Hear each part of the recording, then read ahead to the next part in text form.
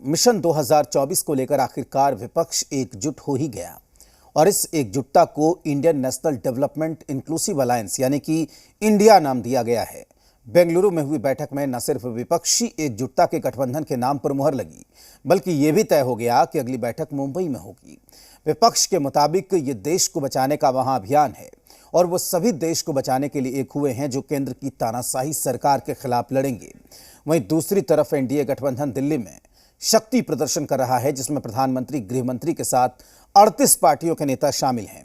बैठक से पहले पीएम मोदी ने विपक्षी एकजुटता पर बड़ा कटाक्ष किया। प्रधानमंत्री ने विपक्ष के एजेंडे को फैमिली फर्स्ट, नेशन नथिंग करार दिया और कहा कि बेंगलुरु में कट्टर भ्रष्टाचारी सम्मेलन हो रहा है। देश की इन बड़ी सियासी हलचल को लेकर झारखंड में भी राजनीतिक माहौल गर्म है।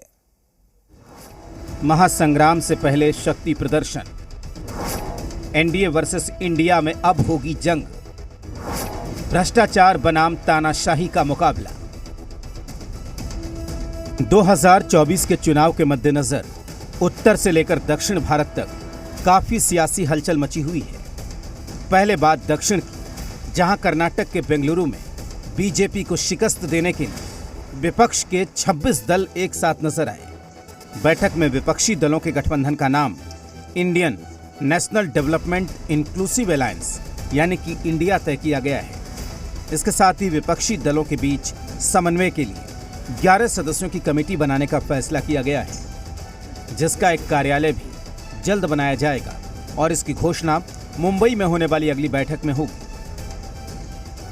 With all 26 parties, a new name is given, that is Indian National Developmental Inclusive Alliance। वहीं विपक्षी दलों की बैठक के जवाब में दिल्ली में एनडीए गठबंधन के 38 छोटे बड़े दल जुटे, जिन्होंने चुनाव को लेकर न सिर्फ अपनी एकजुटता का प्रदर्शन किया, बल्कि ये संदेश देने की भी कोशिश की कि आगे आने वाले चुनाव विपक्षी एकजुटता के बावजूद आसान नहीं होने वाले हैं।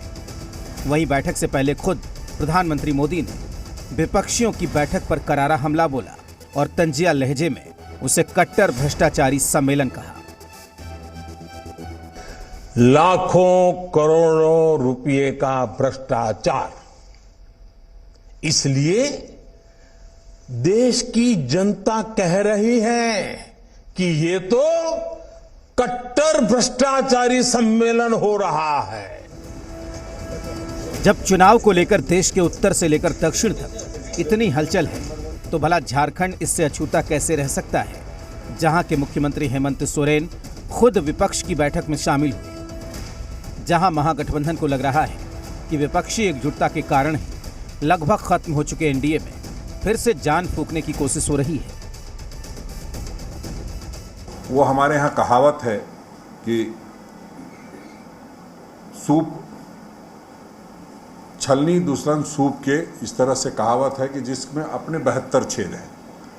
तो अपने 38 पार्टियों के साथ बैठक कर रहे हैं। कितनी कमजोर हालत में पहुंच गए हैं कि जिन लोगों को इन्होंने विधानसभा के समय में दुत्कार दिया था, आज 9 साल के बाद ये स्थिति बन गई है कि सबके आगे नतमस्तक हो गए हैं। देखिए, कमजोर नहीं है, समझे, खाली मॉनिटरिंग करना है और सही जगह सबको फिट करना। पार कर जाएंगे नहीं, और फॉरवर्ड को आप डिफेंस में दे दीजिएगा तो नहीं होगा। जो फॉरवर्ड खेलना जानता है उसको फॉरवर्ड में दीजिए। तो ये चीज सेटिंग थोड़ा गलत था। वहीं बीजेपी और उनके सहयोगियों का ये मानना है कि एकजुट होने वाले विपक्षी दल भ्रष्टाचार में लिप्त हैं और अपने आप को बचाने की कवायद कर रहे हैं। महागठबंधन है, महाठगबंधन है, महालूटबंधन है, महाभ्रष्टाचारी बंधन है, क्या है ये तो बेंगलुरु में है।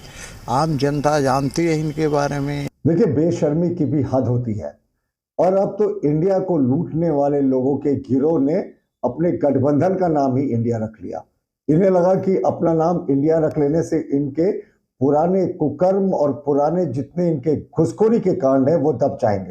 एनडीए तो स्थापित संगठन है।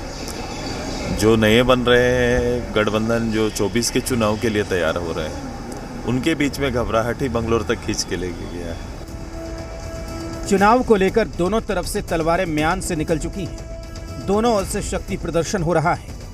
अब देखना है ये सियासत चुनावों तक क्या क्या मोड़ लेती है।